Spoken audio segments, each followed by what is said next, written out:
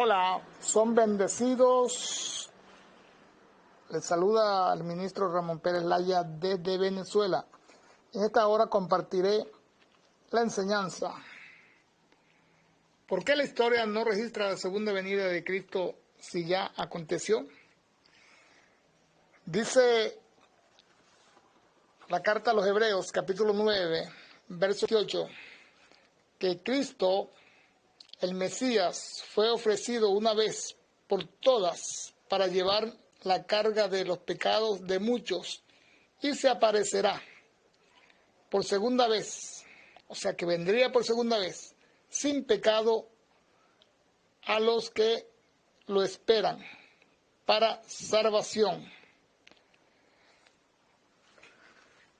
¿Qué es lo que nos dice el texto, amados amigos, hermanos, ministro de Dios? Que Cristo debía de venir por segunda vez, aparecería nuevamente, pero sin relación con el pecado, porque ya había venido con relación al pecado por primera vez, cuando vivió como hombre en esta tierra y cumplió toda la ley. Los 4 evangelios nos hablan del cumplimiento de la ley por Cristo, como murió, pero resucitó y ascendió a los cielos. Y todo eso se lo había advertido él a los discípulos, que vendría por segunda vez. Los había advertido que estuvieran preparados, que estuvieran vigilando. E incluso encontramos en los evangelios que Cristo advirtió que muchos de ellos aún estarían vivos cuando le vieran regresar en su reino, que no terminarían de recorrer todas las ciudades de Israel predicando el evangelio del reino cuando verían la venida del Hijo del Hombre. Y así aún las cartas nos advierten de que un poquito, en breve, pronto, regresaría nuestro Señor Jesucristo. Y de todo eso fueron advertidos los discípulos. Y existen en el Nuevo Testamento muchas indicaciones que comprueban que la venida de Cristo era una realidad inminente. Pero en esta noche estaremos diciendo por qué no lo registra la historia, porque muchos creen que la misma Biblia debería decirlo si vino nuevamente. Pero hay muchas cosas que siguieron aconteciendo que no están en la Biblia.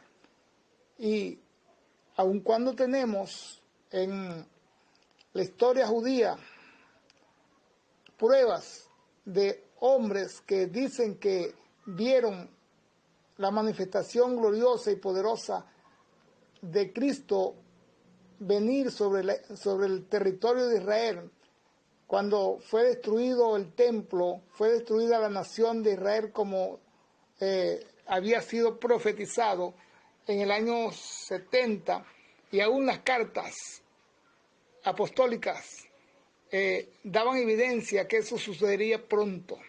La iglesia fue advertida por todas las cartas de que eso iba a acontecer, incluyendo a las 7 iglesias del Apocalipsis, donde se les revelaba que debían de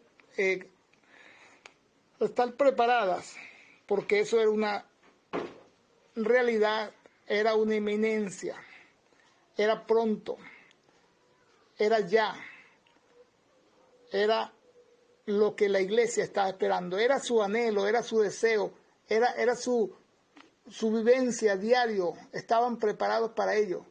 Entonces, decir que no vino como se le había prometido es decir que Cristo los engañó y que fueron defraudados, fueron engañados.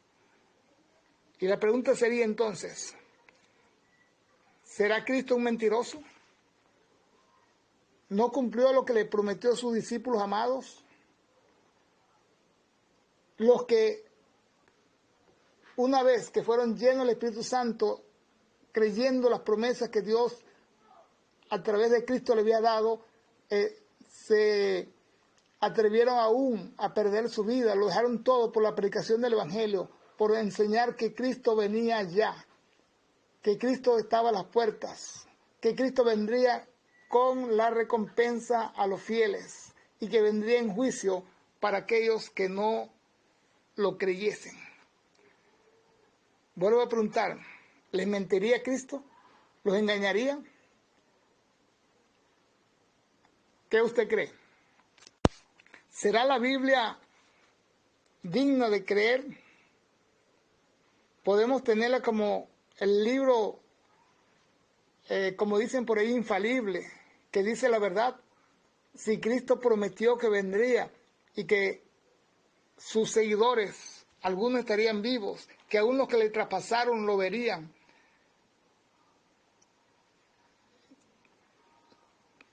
Es algo digno de analizar, de evaluar y de estudiar profundamente. ¿Pero qué es lo que dice la Biblia? La Biblia dice que hay evidencia que su regreso sería en secreto. Tal vez por esto la historia no lo registra, porque debería ser un acontecimiento en secreto, de carácter privado, de carácter restringido. Y ese es un concepto que no es generalmente aceptado por los cristianos futuristas. Cristo claramente dijo a sus tristes discípulos que vendría en un periodo después que ascendiera al Padre. En Juan 16, 17, dice que cuando Él sería visible a ellos, pero no al mundo en general. ¿Está escuchando? Jesús les prometió que ellos lo verían, que ellos estarían tristes, pero luego se gozarían porque verían su regreso. Y esa tristeza le iba a durar un poco de tiempo únicamente, pero que se manifestaría a ellos y no al mundo general. Se manifestaría en una forma como en privado, como también lo dice el libro de los Hechos, capítulo 1, cómo se fue en privado, cómo ellos lo vieron ascender al cielo en una nube, pero lo vieron simplemente ese círculo de apóstoles, de discípulos, muy reducido el número de personas que lo vio irse, incluso muy reducido el número de personas que lo vio resucitado. Entonces, ¿por qué creer que se iba a manifestar a todo un mundo si no habían creído en Él? Esto es de analizarlo, de pensarlo y buscar allí mismo en la Escritura una respuesta. Según la parábola de las 10 vírgenes, en Mateo 15, del 1 al 13, la venida del Señor iba a incluir o hacer como ese misterioso celebración de una boda oriental. El novio iba a llegar no en cualquier hora del día, sino a la medianoche. Es que es raro. ¿Por qué a la medianoche? Si todo el mundo estaba esperándolo, si todo el mundo sabía que iba a haber ese acontecimiento, pareciera que, y dice la parábola, que todas las que le estaban esperando estaban dormidas. Todo el mundo estaba durmiendo. Y que no solamente las vírgenes imprudentes, sino también el mundo en general, es decir, los que no velaban, los creyentes perfectamente santificados, no lo verían. Era a los creyentes que lo esperaban, a quienes Él iba a manifestarse. Como dice Hebreos 9:28, aparecerá por segunda vez para salvar a los que le esperan. Y la pregunta también es, se supone que todos los que le estaban esperando era porque ya habían sido salvos. hablando espiritualmente, religiosamente. ¿Pero de qué los iba a salvar? Es otra pregunta, otro tema para analizar. Si los salvos por su muerte, por su sacrificio, si los limpios por su sangre, lo estaban esperando, ahora ¿de qué los iba a salvar? Del juicio venidero que estaba anunciado para Israel, el rebelde, el idólatra, el fornicario, el adúltero. Los creyentes que le habían creído a Cristo y que lo estaban esperando, preparados como la novia que eran, los iba a salvar de la gran tribulación que venía, que se aproximaba para Israel. Y dice que al llegar la noche, las que estaban preparadas se habían apercibidas, las que estaban preparadas también estaban durmiendo. Las prudentes estaban durmiendo. Las imprudentes estaban durmiendo. Todo el mundo estaba durmiendo. Pero eran a los creyentes los que esperaban a quienes Él iba a manifestarse la segunda vez, sin pecado para salvación. Porque dice la misma palabra que sin la santidad, es decir, sin esa santificación entera, nadie dentro de la iglesia cristiana podría verlo. Y Cristo iba a llegar como ladrón en la noche. Pero ¿cómo llega un ladrón de noche? ¿Haciendo bulla? ¡Hey, aquí estoy! Véanme. ¿Prendiendo las luces para que todo el mundo lo vea? No. Llega en secreto. Llega misteriosamente. Llega con mucho cuidado. Súbitamente, inesperadamente, y tal vez hasta que después que se haya ido, es que se descubre que llegó y que se llevó las joyas preciosas. Y eso pasó en el año 70. Cristo vino en juicio, pero no hubo quien relatara esa evidencia porque los que lo estaban esperando fueron preservados por el mismo Señor, fueron llevados por Él. Y a los demás no les importaba, no lo estaban esperando.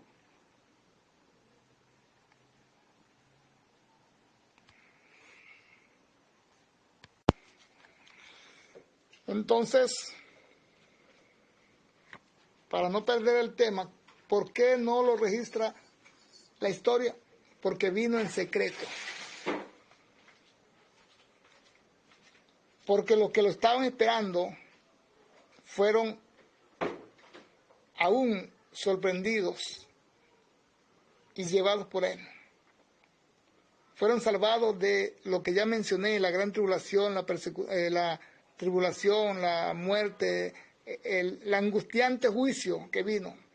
Pero los que no estaban esperándolo, vieron también su venida en juicio. Y aún ellos entendieron. Pero fueron destruidos. Y si los creyentes fueron llevados, arrebatados, no podían escribir nada. No podían dejar un documento escrito, no podían dar testimonio de su venida.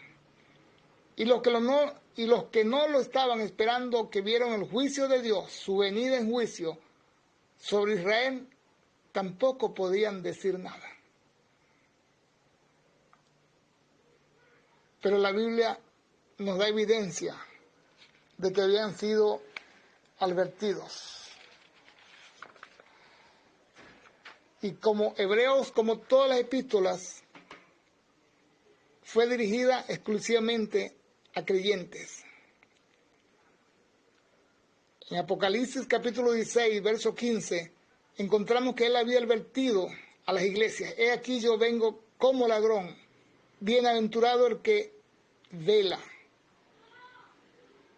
Pues si no velas, vendré sobre ti como ladrón, y no sabrás a qué hora vendré sobre ti.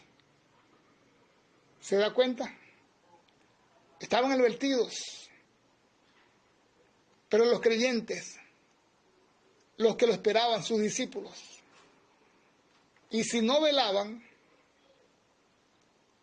el Señor iba a venir sobre ellos como ladrón y no sabían a qué hora iba a llegar. Y no era no había tiempo de estar escribiendo, dejar algo escrito, no, todas las cartas apostólicas fueron antes de su venida. Ya no había quien escribiera. En Apocalipsis 3:3 dice, porque vosotros sabéis perfectamente que el día del Señor vendrá así como ladrón en la noche. Igual que 1 Tesalonicenses capítulo 5, verso 2. Pablo advierte a la iglesia y le dice,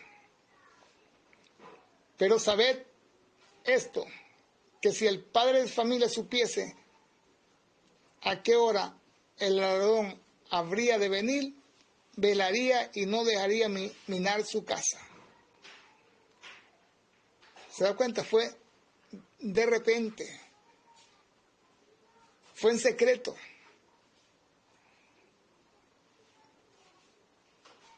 Pero los futuristas todavía están esperando porque han malinterpretado Apocalipsis 1:7 que dice que viene aquí con las nubes, y ya se ha hablado lo que significa venir en las nubes, porque se fue en una nube, y lo que significa nube en la palabra de Dios. Y dice que todo ojo le verá. ¿Pero a qué ojo se refería? A todo ojo del pueblo de Israel. Los que lo esperaban vieron su venida en gloria y majestad. Los que no le esperaban vieron su venida en juicio y condenación. Así estaba escrito en Mateo capítulo 24, 43, Lucas 12:38, que él vendría como un ladrón. Y un ladrón que hace su trabajo con éxito perfecto, el ladrón ideal, lo que hace en secreto total.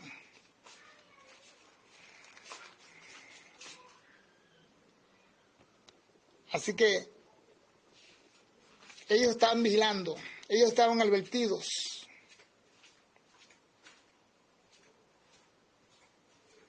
Y aún los enemigos de Jesús están vigilando, pendientes de eso. Alguien dijo que Flavio Josefo, porque trabaja para el Imperio Romano, escribió exactamente lo que el emperador quería. Pero Flavio Josefo, Tácito y otros escritores judíos hablan de que vieron el cumplimiento, vieron los acontecimientos, lo que sucedió, y lo atribuyen al juicio de Cristo en gloria. Quiero dejar esto hasta aquí para que tú reflexiones y pienses. ¿Por qué la historia no lo registra?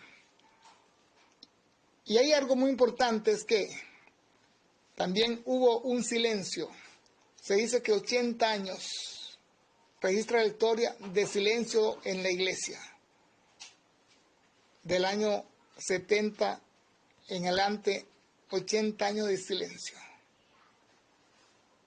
Se cree que incluso manos inescrupulosas, interesadas en que esto verdad no se supiera, pudieron haber eliminado, escondido cualquier evidencia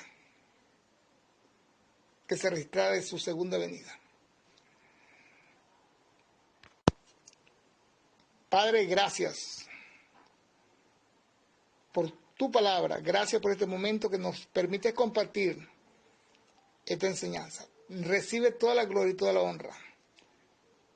Y permite que el mundo entero sepa que Cristo vino y mora en cada corazón de los que creemos en Él.